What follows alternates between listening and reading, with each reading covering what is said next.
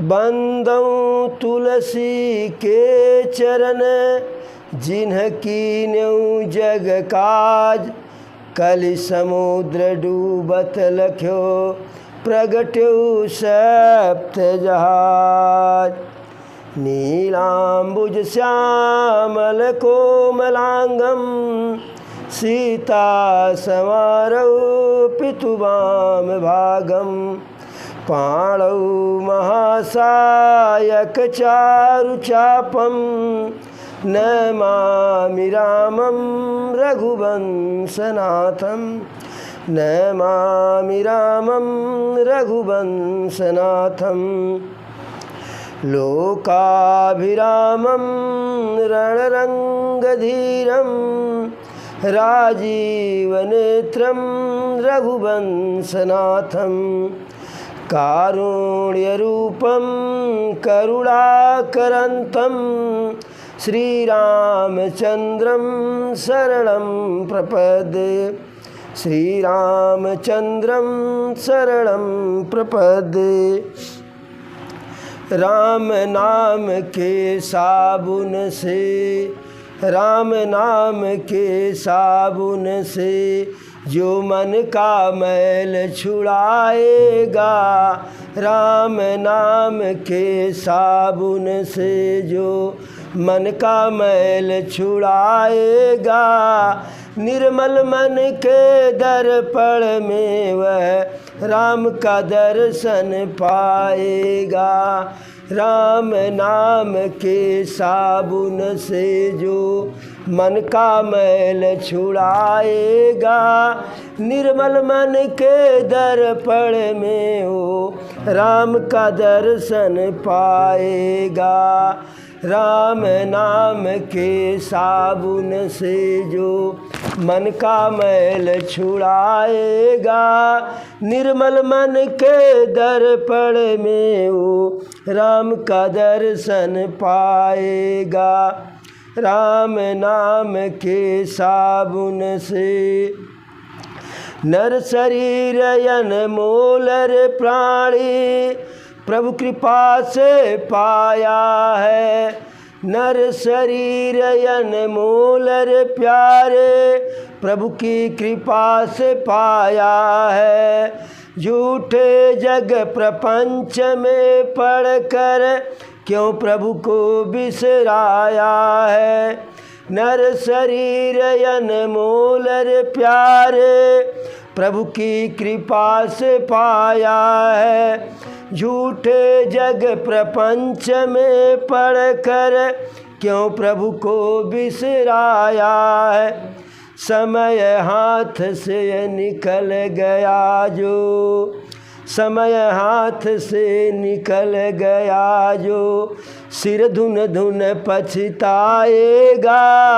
समय हाथ से निकल गया जो, सिर धुन धुन पछताएगा। और निर्मल मन के दर्पण में वो राम का दर्शन पाएगा। राम नाम के साबुन से, राम नाम के साबुन से, जो मन का मैल छुड़ाएगा। निर्मल मन के दर्पण में वो राम का दर्शन पाएगा। राम नाम के साबुन से, झूठ कपट निंदा को त्यागो, हर प्राणी से प्यार करो। झूठ कपट निंदा को त्यागो, हर प्राणी से प्यार करो। घर आए यदि अतिथि कोई, तो यथाशक्ति सत्कार करो।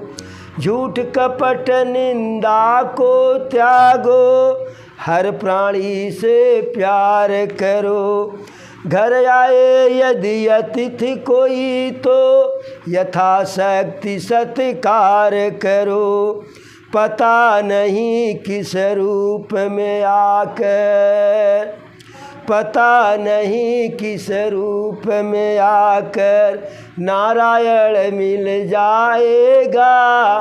पता नहीं किस रूप में आकर नारायण मिल जाएगा। निर्मल मन के दर्पण में वो राम का दर्शन पाएगा।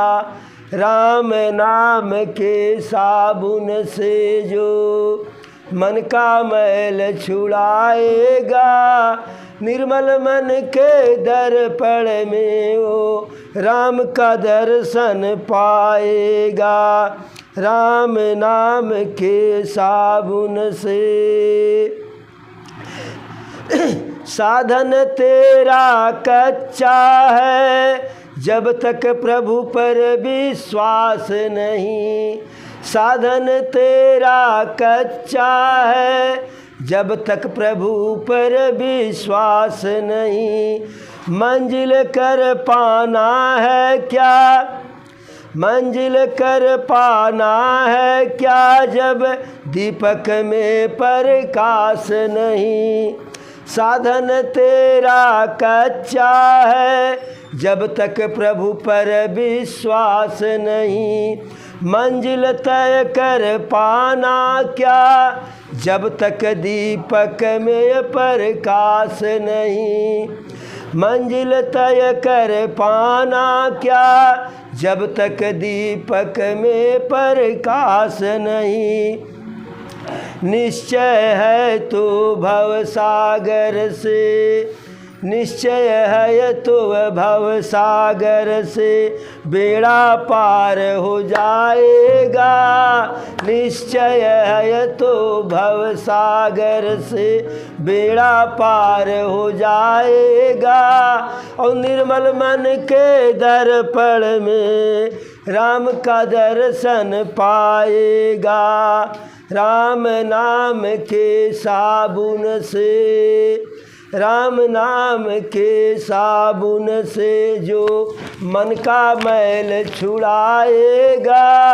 और निर्मल मन के दर्पण में वो राम का दर्शन पाएगा। राम नाम के साबुन से दौलत का अभिमान है झूठा, ये तो आनी जानी है। दौलत का अभिमान है झूठा, ये तो आनी जानी है। राजा रंक अनेक हुए, कितनों की सुनी कहानी है। दौलत का अभिमान है झूठा, ये तो आनी जानी है। राजा रंक अनेक हुए, कितनों की सुनी कहानी है। राम नाम के महामंत्र ही, राम नाम के महामंत्र ही साथ तुम्हारे जाएगा। राम नाम का महामंत्र ही साथ तुम्हारे जाएगा। और निर्मल मन के दर्पण में वो राम का दर्शन पाएगा। राम नाम के साबुन से जो मन का मैल छुड़ाएगा। निर्मल मन के दर्पण में वो राम का दर्शन पाएगा। राम नाम के साबुन से। एक बार बोलो प्रभु श्री रामचंद्र की, सच्चिदानंद भगवान की, आज के आनंद की, सच्चिदानंद की। अरे रिपु के समाचार जब पाए, रिपु के समाचार जब पाए, और राम सचिव सब निकट बुलाए। लंका बाके चार दुआरा, और कही विधि लागिए करिए विचारा। तब कपीसरी छे सब विभीषण, और सुमिर हृदय दिन कर कुलभूषण। करी विचार तिन मंत्र दृढ़ावा और चारि अनिय कपि कटुक बनावा। जथा जोग से नापति दीने जथा जोग से नापति कीने और जू तप सकल बोली तब लीने। प्रभु प्रताप कही सब समझाए और सुनि कपि सिंह नाद करिधाए। हरसित राम चरण सिर नावई और गही गिर शिखर वीर सब धावई। गरजई तरजई भालु कपीसा और जय रघुवीर कौशलाधीसा। जानत परम दुर्गयति लंका और प्रभु प्रताप कपि चले असंका। घटा टोप करी चहुदिश घेरी और मुख ही निशान बजावहीं भेरी।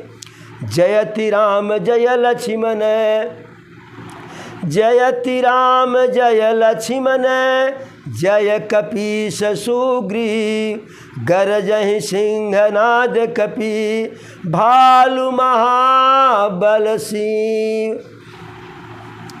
जब अंगद जी लंका राज्यसभा से दरबार से वापस आए, निशाचरों के मान का मर्दन करके अपने बल पराक्रम की आभूति करा करके अनुभूति करा करके और इधर आकर के प्रभु के चरणों में बैठे और लंका की स्थिति या लंका की व्यवस्था जो है सब आकर के बताए। लंका में कैसा पराक्रम है, कैसा वहाँ की सेना है, कितनी मजबूत है। देखिए प्रभु बहुत ही बड़े कूटनीतिज्ञ भी थे। देखिए जो है बाली का वध करना हुआ, बानर भालू की सेना के लिए प्रभु को सेना कहीं से नहीं लानी पड़ी, बाल सुग्रीव को आपस में लड़ा दिए। जो जीता वो जो है प्रभु की तरफ। रावण शत्रु राज्य समुद्र उस पार जहाँ के बारे में कोई विशेष जानकारी नहीं, विभीषण आए बिना किसी लाग लपेट के, बिना किसी किंतु परंतु के विभीषण को अपना बना लिए। रहीमन यसुआ नयन ढर जिय दुख प्रगट करे। गे ही निकारे जे ही ते और कस न भेद कही दे। इसीलिए अपने किसी सगे संबंधी को यदि उससे गलती भी हो जाए तो अपने से अलग नहीं करना चाहिए। यदि वह अलग हो गया दुखी हो करके, भाई का भाई के समान कोई हितैषी नहीं है। यानी यदि गाढ़े में कोई साथ आता है तो भाई आता है, लेकिन शत्रु भी भाई का भाई से बढ़ कर के कोई नहीं।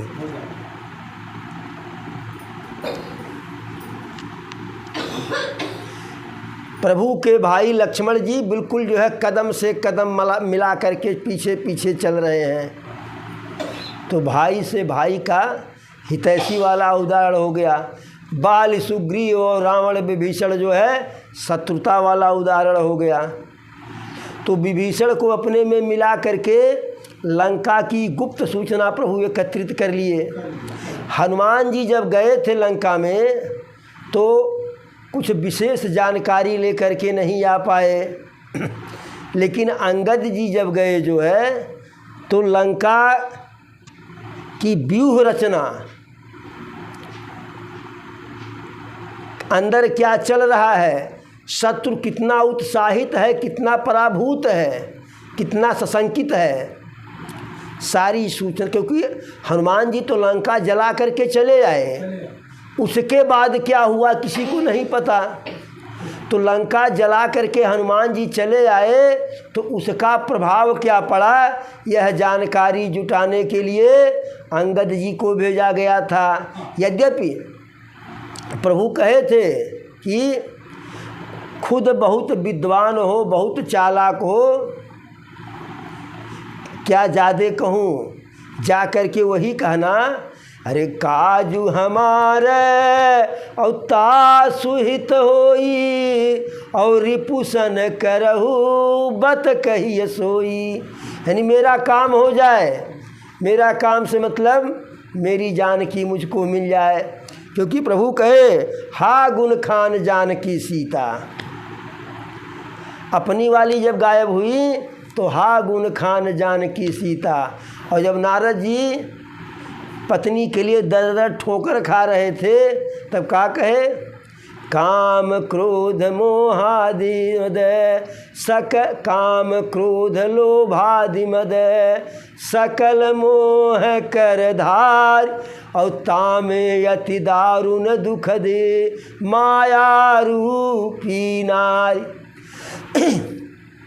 नारद जी के बारे में जब नारद जी को आवश्यकता थी तो कहे कि काम क्रोध लोभ मद तो सब मोह का धार है, लेकिन इसमें भी जो है तामे यति दारुण दुखद माया रूपी नारी, इन सबसे अधिक दुखदाई कष्टदायी माया रूपी स्त्री होती है।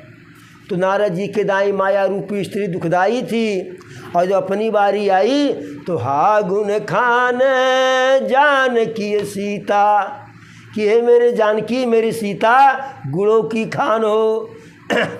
तो लोग कहते नहीं बाबू तोहार दुअरवा गया ठाकुर द्वारा हो और हमार दुअरवा जो उनमें का बोला लहू हो। नारद जी वक्त आने पर अपना उलाहना दिए भी थे प्रभु से, प्रभु जब मैं चाह रहा था तब आप ऐसा काहे कहे। तो इस प्रकार से अंगद जी सारी जानकारी ले करके आए, और जब सारी जानकारी प्रभु को मिल गई तो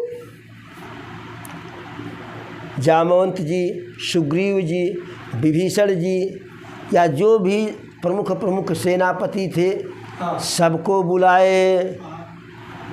कहे लंका बांके चारि दुआरा और कह विधि लागी करहूँ विचारा।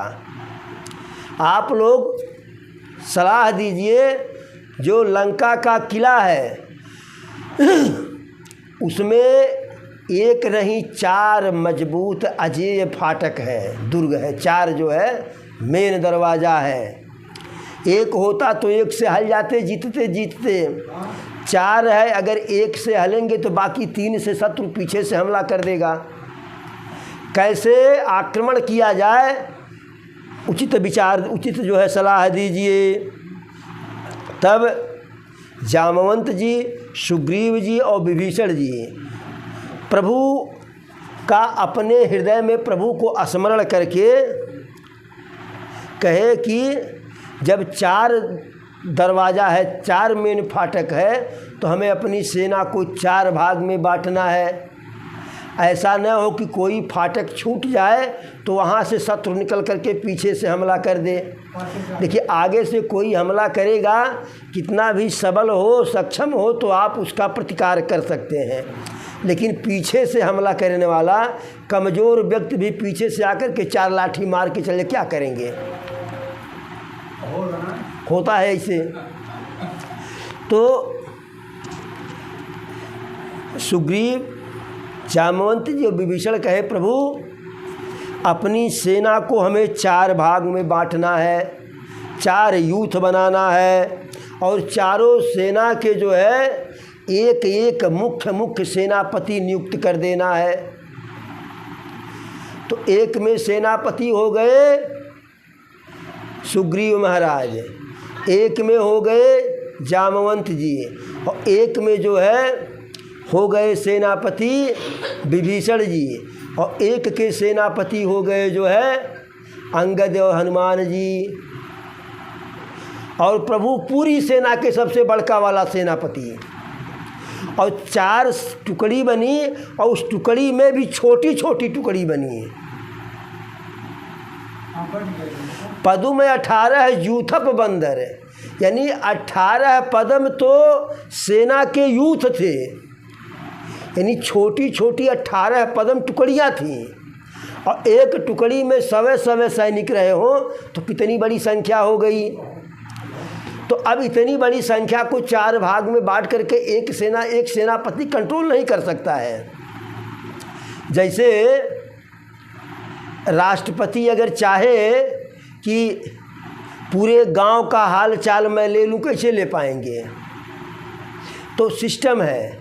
राष्ट्रपति के नीचे एक केंद्रीय मंत्रिमंडल है जिसमें प्रधानमंत्री हैं और कई मंत्री हैं कैबिनेट स्तर के, उनके नीचे सचिव हैं। उसके बाद देश को छोटे छोटे राज्यों में विभक्त किया गया है। हर राज्य का जो है गवर्नर होता है, मुख्यमंत्री होता है, उस राज्य के अपने छोटे छोटे मंत्री, उन मंत्रियों के सचिव होते हैं। उसके बाद पूरे देश को जो है कमिश्नरी में, पूरे प्रदेश को कमिश्नरी में बांटा गया, कमिश्नरी से ज़िला में बांटा गया, ज़िला से तहसील में, तहसील से ब्लॉक में, ब्लॉक से ग्राम पंचायत में। अब सेक्रेटरी रिपोर्ट करता है जाकर के बीडीओ साहब को। बीडीओ साहब जो है एक तहसील में जो 2-3 ब्लॉक हो तो बीडीओ साहब रिपोर्ट करेंगे एसडीएम को, एसडीएम रिपोर्ट करेंगे डीएम को, डीएम एक कमिश्नरी में जो भी 3, 4, 5, 6 जैसा भी ज़िला हो तो डीएम कमिश्नर को रिपोर्ट करेंगे और कमिश्नर जा कर के मुख्य सचिव को सारे कमिश्नर रिपोर्ट करेंगे। यानी गांव से लेकर के अंतिम पायदान तक रिपोर्ट जो है, इस प्रकार से सारी सूचना ऊपर तक चली जाती है। ऐसे छोटी छोटी टुकड़ियों के यूथपति थे और ऐसे बड़ा बड़ा आकार करते हुए सेना 4 भागों में बटी थी और हर भाग के एक एक जो है मुख्य सेनापति थे। और प्रभु श्री राम जी पूरी सेना के जो है एकदम बड़का वाला सेनापति थे। उनको कोई आदेश देना होता था तो चारों सेनापति को देते थे और हर सेनापति अपने अपने सेना के नीचे अंतिम सैनिक तक आदेश अपना पहुंचा देते थे क्रम से जो है। तो कहे कि सेना को 4 भागों में विभक्त किया जाए और जथा जोग सेनापति कीन्हे, जैसा सेना उसी हिसाब से जो है सेनापति दिया गया जो है। अब जो भालू की सेना थी उसमें जो है जामवंत जी सेनापति हो गए, बंदर की सेना के अंगद जी हनुमान जी हो गए, ऐसे ऐसे करके जो है। और सेनापति अपने अपने यूथपतियों को बुला लिए, समझा दिए क्या करना है। कहे कि करना कुछ नहीं है, सिर्फ प्रभु के नाम पर लड़ना है, सारा कार्य जो है प्रभु स्वयं करेंगे, हमें सिर्फ शरीर लेकर के खड़ा रहना है। करते हो तुम कन्हैया मेरा नाम हो रहा है, तो करहि करावहि भंजई सोई और उमा राम गति लखई न कोई। और जब सेनापतियों को बताया गया, सेनापति यूथपति को बताया गया और यूथपति अपनी बात अपने अपने टुकड़ी में जाकर के बताए, अरे सुन कपि सिंह नाद करि धाये। जब यह निश्चित हो गया कि विजय होनी ही होनी है, हमें सिर्फ हाथ भाजते रहना है, विजय तो प्रभु दिलाएंगे। एक बार हल्दी घाटी के युद्ध में देश की तरफ से लड़ रहे थे राणा प्रताप, महाराणा प्रताप, और आक्रांता अकबर की तरफ से लड़ रहे थे मान सिंह, क्योंकि मान सिंह के पिताजी जो है अपनी बहन की शादी जो है अकबर के साथ कर दिए थे, तो मान सिंह के फूफा अकबर हो गए। तो मुख्य वाले सेनापति मान सिंह और इधर वाले महाराणा प्रताप जी, और अकबर के 2 मुस्लिम सेनापति थे। अब मान सिंह के, महाराणा प्रताप के पास जो सेना थी वह भी जो है केसरिया जो है क्या कहते हैं, केसरिया जामा सिर पे बांधे हुए, हाथ में तलवार भाला, हर हर महादेव जय भवानी। और उधर मान सिंह के भी सेना में सब क्षत्रिय ही थे जो है, वह भी केसरिया पगड़ी बांधे, हर हर महादेव जय भवानी का नारा लगा रहे हैं, उद्घोष कर रहे हैं। तो जब सेना आपस में भिड़ गई तो अकबर के जो 2 मुस्लिम सेनापति थे एक ने कहा दूसरे से, भाई हम कुछ समझ नहीं पा रहे हैं, कौन अपनी वाली सेना है कौन शत्रु वाली सेना है। तो दूसरा वाला चालाक था, वो कहा यह समझने की आवश्यकता नहीं है कौन अपनी वाली है कौन शत्रु वाली है, यह मत देखिए कि कौन मान सिंह वाली है कौन राणा प्रताप वाली है। जो लड़ रहे हैं चाहे इधर से चाहे उधर से, सब काफूर हैं, सब काफिर हैं। जैसे इस्लाम में होता है कि जो इस्लाम को न माने, अल्लाह को न माने, वह काफिर है, और काफिर का वध कर देना जो है पुण्य का कार्य है। तो वह कहा कि यह मत देखिए, काफिर का वध करने से इस्लाम में माना जाता है कि अल्लाह के द्वारा सवाब मिलेगा, ऊपर जाने पर 72 हूरें मिलेंगी। तो उसने कहा यह मत देखिए कि कौन अपनी है कौन पराई है, सिर्फ आप धनुष से तीर छोड़िए, भाला फेंकिए, तलवार भांजिए। अगर उधर वाली मर जाएगी सेना तो विजयी हो जाएंगे, और इधर वाली अगर मर रही है पराजित होंगे तो अल्लाह के पास जाकर के कहेंगे कि हम इतने काफिर को मार दिए। तो जब जैसे अभी देखिए आज के समय में हिंदू से लड़ रहे हैं मुसलमान के लिए, हिंदू से लड़ रहे हैं मुसलमान के लिए, और मुसलमान जो है अपना आराम से बैठा हुआ है, मुसलमान आराम से बैठा हुआ है। एक हिंदू अपने हिंदुत्व के लड़ रहा है, और दूसरे जो हैं विधर्मी के जो हिंदू हैं, यूँ कहते हैं सेकुलर विचार वाले जो है, वो जो है अपने अब्बा को, अपने पिताजी को पिताजी नहीं मानेंगे, पड़ोसी को अब्बा मानने के लिए परेशान हैं, उधर से लड़ रहे हैं, और इस्लाम के मानने वाले अपना मुस्करा रहे हैं। इससे बढ़िया क्या, बिन मारे मुद्दई मरे उखड़ी खड़े बिका है। हमें लड़ना नहीं पड़ रहा है, लड़ने वाले हिंदू माने मरने वाले हिंदू, मारने वाले हिंदू, सब हिंदू। ई मरे चाहे वो मरे, ई जीते चाहे वो जीते, अंत में हमारी विजय होनी है। तो बानर भालू जब उनको बिल्कुल उनके सेनापति आश्वस्त कर दिए कि विजय हमारी ही होगी, और राघव सरकार के द्वारा होगी, उनकी कृपा से होगी, तो एकदम प्रसन्न हो गए।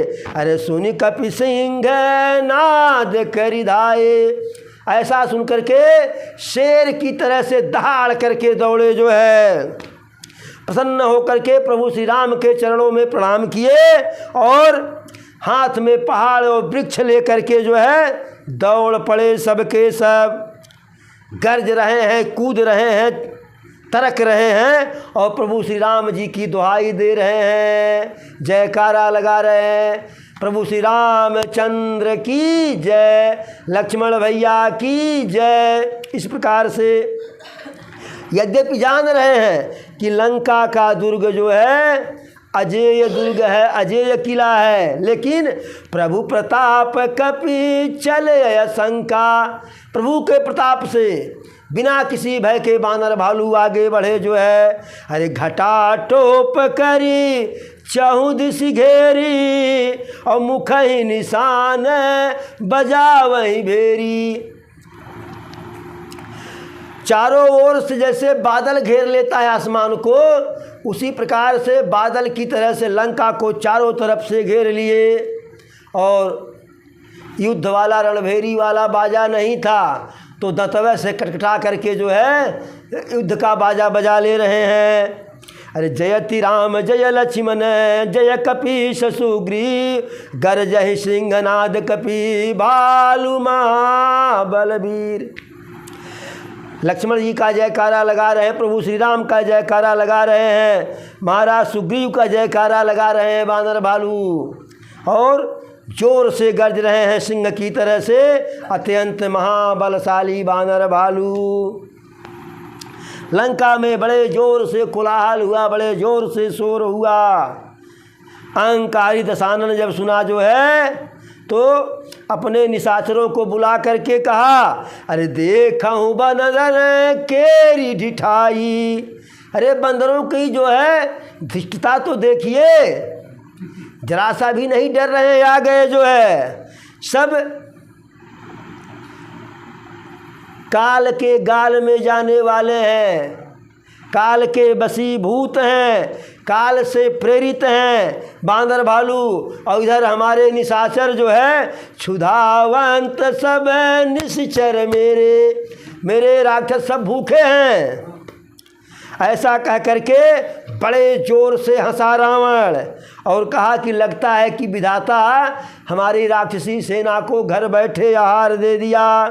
और कहा है वीरों, चारों दिशाओं में चले जाओ, पकड़ पकड़ करके बानर भालू को जो है भक्षण करो।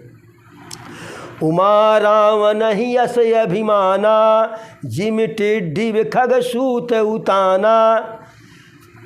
भोले बाबा कथा सुना रहे हैं माता पार्वती को, कह रहे हैं भवानी हे उमा, रावण को ऐसे अभिमान है, अहंकार है कि जैसे अज्ञानता में टिटहरी जो है पैर ऊपर करके सोती है कि आसमान गिरेगा तो रोक लेंगे।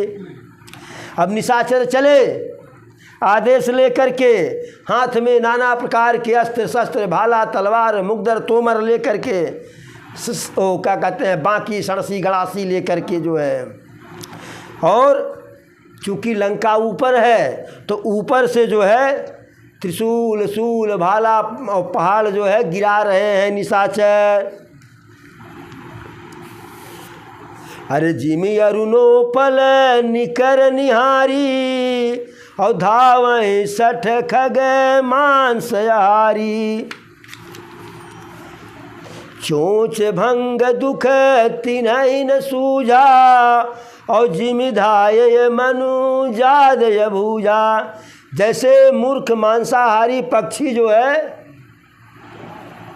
लाल पत्थर को देख करके कि यह मांस है, खून से लथपथ है, तो उस पर टूट पड़ते हैं और पत्थर पर चोंच मारने लगते हैं। तो चोंच मारते हैं, मांस की लालच में जो चोंच में चोट लगता है उसे समझ नहीं पाते हैं।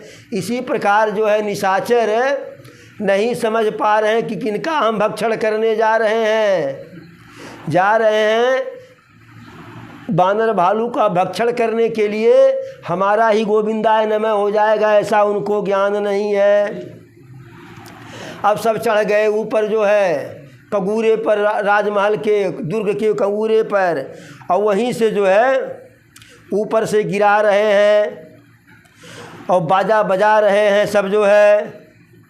अरे बाजहि ढोल निशान जुझाऊ, और सुनि धुनि होई बटन मन चाऊ। ढोल बज रहा है, युद्ध का बाजा बज रहा है, रणभेरी बज रही है। उस आवाज़ को सुन करके जो वीर योद्धा है उनका मन हर्षित हो रहा है, प्रसन्न हो रहा है। और उस आवाज़ को सुन करके जो कायर हैं, डरपोक हैं, उनका हृदय फटा जा रहा है। जैसे जब पृथ्वीराज चौहान महोबा को घेर लिए तो महोबा में सब वीर नहीं थे, कुछ कायर भी थे। वो अपनी अपनी पत्नी से कहे कि चारपाई मेरा बाहर करो और एक बाल्टी पानी गिराओ, ऊपर से राख छींट दो। और जब आल्हा उदल आए या उनके सेनापति आवे, उनके कोई संदेश वाहक आवे, दरोगा आवे, कोतवाल आवे, तो कह देना कि हमारे पति को जो है 3 दिन से कालरा पड़ा हुआ है देखो उल्टी कर रहे हैं। तो लेकिन जो पति कायर थे उनकी पत्नियां वीरांगना थी। वह कहीं कि अगर हम जाने हो तो ऐसे कायर हो तो जहर खा के मर जाती, तुम्हारे साथ विवाह नहीं करती जो है। और ठीक है, हमारी साड़ी और चूड़िया तुम पहनो, लिपस्टिक में हावर तुम लगाओ, अपना जो है जामा हमको दे दो, तलवार हमको दे दो, हम जाएंगे। और जब पत्नी ऐसी ललकारी तब क्या करें, तब उठ कर के गए। तो कायर जो हैं उनको युद्ध का बाजा या युद्ध की बात सुन कर के जो है पिछवाड़ा गीला हो जाता है कायरों का। अरे देख ही जाई कपिन के ठट्ठा, अति विशाल तनु भालु सुभट्टा। अब ऊपर से देख रहे हैं अत्यंत विशाल शरीर वाले महान योद्धा बानर भालू जो है, धावहि गनहि नयव घट घाटा, और पर्वत फोरी करहि गही बाटा। राक्षस ऊपर से देख रहे हैं बानर भालू कैसे आगे बढ़ रहे हैं, वह दौड़ रहे हैं पहाड़ी ज़मीन पर, पहाड़ी रास्ते पर। तो बानरे भालू खरती कौन पहाड़ है जो डामर वाले रोड से मतलब है, वो उसी पहाड़ पर से दौड़ रहे हैं, छलक रहे हैं। और जहाँ कहीं कुछ दिक्कत हो रहा है तो पहाड़ लेकर के, पहाड़ को तोड़ करके रास्ता बना दे रहे हैं, और अपने दांत से जो है कटकटा करके बाजा बजा रहे हैं। दांतों से होठ को दबा करके मारे क्रोध के काट रहे हैं दांत को। इत उत रावण इत राम दोहाई, और जयति जयति जय परिय लड़ाई।